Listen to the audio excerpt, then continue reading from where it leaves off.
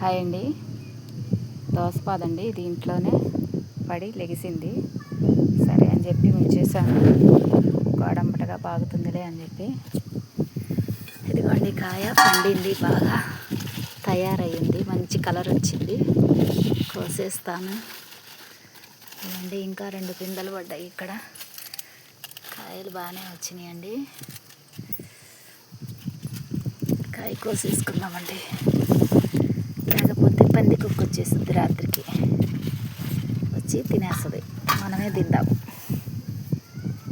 ఇవ్వండి ఇక్కడ కూడా ఒక కాయ ఉంది, ఇక్కడ ఒక తీగ ఉంది, దీనికి కూడా ఒక కాయ వచ్చిందండి. ఇవ్వండి పిందెలు బాగానే పడుతున్నాయి.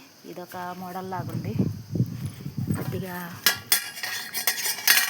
ఇది కూడా రేపు ఉంటే మళ్ళీ మంచి కలర్ వస్తుందండి, కానీ కోసేయచ్చు, కోసేస్తాను.